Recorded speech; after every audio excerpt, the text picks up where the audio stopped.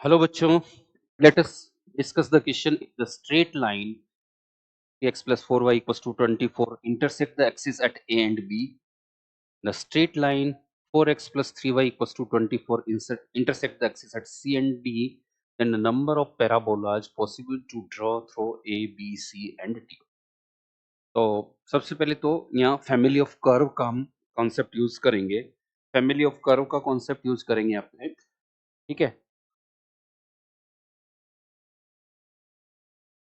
Family of curve का concept use करेंगे तो क्या होगा, पहले ड्रॉ करके देख लेते हैं, एक बार लाइंस ड्रॉ करके देखते हैं।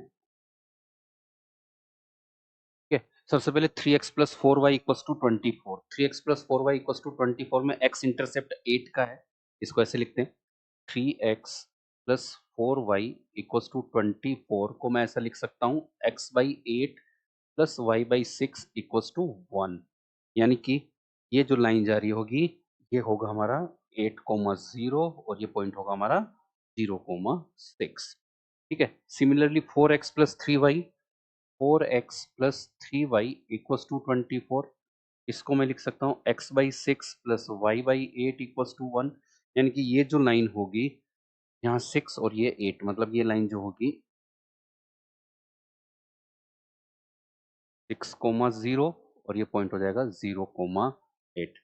कंफ्यूजन नहीं रहे, इस लाइन को लिख देते हैं 4x plus 3y equals to 24 और ये जो लाइन है ये आएगी हमारी 3x plus 4y equals to 24।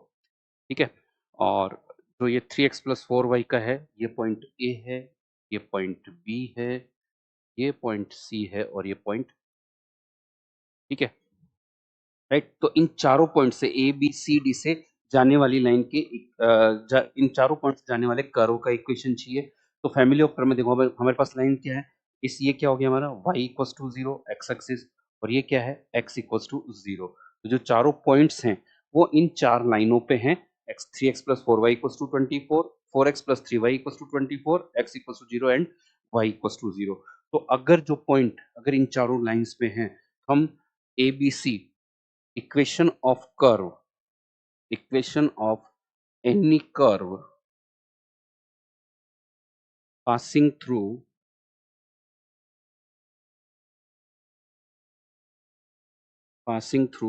A, B, C, D will be, ये हम लिखेंगे फैमिली ऑफ कर्व से कैसे, 4x plus 3y minus 24 L1, इस तरह से लिख सकते हैं हम लोग L1 L2 plus lambda L3 L4 equals to 0, lambda L3 L4 equals to 0।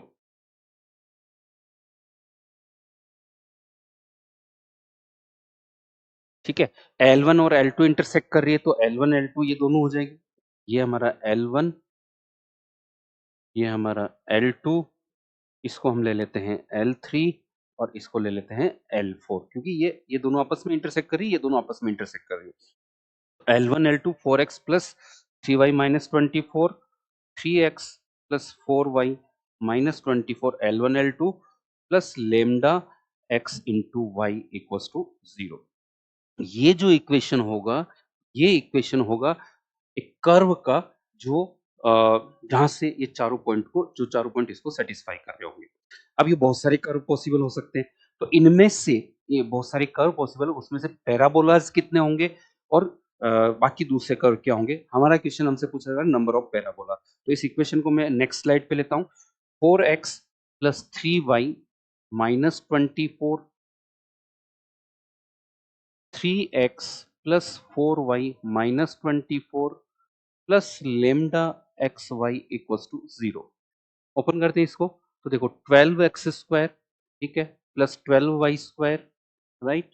और एक्स वाई के कोफिशिएंट की बात करेंगे तो ये x इसके साथ कितना आएगा 16 और 9 25, और एक्स वाई एक कोफिशिएंट यहां से आएगा तो 25 plus lambda x y, 25 plus lambda x y. ठीक है, नेक्स्ट नेक्स्ट ले लेते हैं हम लोग एक्स का कोफिशिएंट ले लेते हैं। एक्स का कोफिशिएंट यहाँ से आएगा 24 4 96, ठीक है, और 24 3 जा माइनस यहाँ से -96 और -72 आएगा, यानी कि ये बन रहा है -168 -168x। तो सिमिलरली -168y भी इतना ही बनेगा, क्योंकि x और y की कोफिशिएंट आपस में एक्सचेंज हो रहे हैं। और 24 इंटू 24 कितना होता है 576 इक्वल्स टू 0। तो ये अपना एक 2 डिग्री इक्वेशन है, ये 2 डिग्री इक्वेशन है, राइट।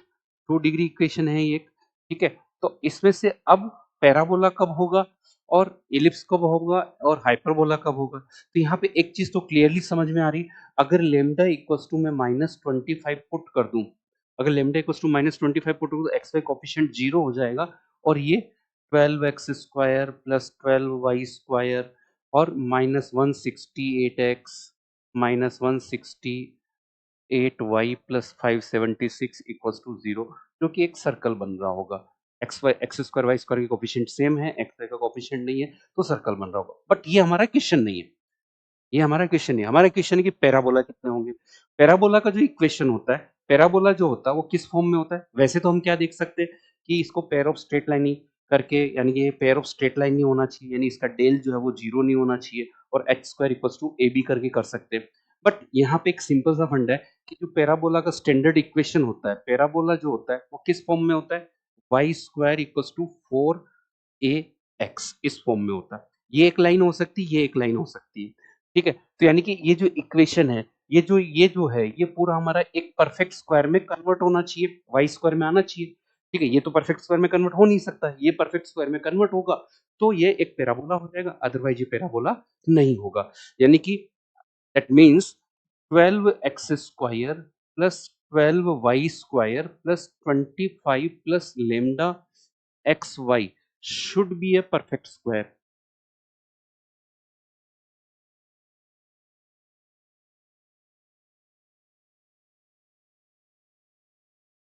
ठीक है।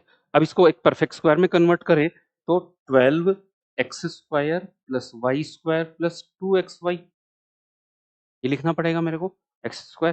तो 24xy इधर आ गया, तो क्या बच गया, केवल लेमडा xy और बच गया, लेमडा प्लस 1xy बच गया, ठीक है। दैट मीन्स, और ये वाला पार्ट मुझे क्या करना पड़ेगा, ये एक परफेक्ट स्क्वायर है, 12 इंटू एक्स प्लस वाई का whole square, and it should भी क्या होना चाहिए, 0 होना चाहिए, राइट। और अगर ये 0 है तो यानी कि lambda plus 1 should be equals to 0, that means lambda equals to -1, यानी लेमडा की केवल एक ही वैल्यू मिल रही है मेरे को, -1। जितनी लेमडा की वैल्यू पॉसिबल होती उतना ही हमारे यहाँ पे नंबर ऑफ पैराबोला पॉसिबल। तो only one value of lambda is possible, so number of parabolas is 1, ये हमारा आंसर हो जाएगा। Is that clear. So number of parabolas is 1, हमारा केवल एक ही पैराबोला पॉसिबल होगा, ये हमारा आंसर हो जाएगा। इस क्वेश्चन को हम वैसा कर सकते थे, del not equals to 0 then h square equals to a b, वहां से कुछ कंडीशंस आती, del h square equals to a b से कुछ कंडीशन आती, कैलकुलेशन ले दी जाती। तो यहाँ पे हम इसको एक स्टैंडर्ड पैराबोला की फॉर्म को समझते हुए हमें Y square equals to 4x, मतलब एक परफेक्ट स्क्वायर चाहिए और एक आपका इस तरह से चाहिए। तो परफेक्ट स्क्वायर को कन्वर्ट करने के लिए हमें ये तीन ही टर्म मिली है, इन तीनों टर्म को हमने परफेक्ट स्क्वायर में कन्वर्ट करने के लिए लेमडा की वैल्यू फाइंड आउट कर ली। जितने लेमडा पॉसिबल होंगे उतने ही पैराबोलाज पॉसिबल होंगे।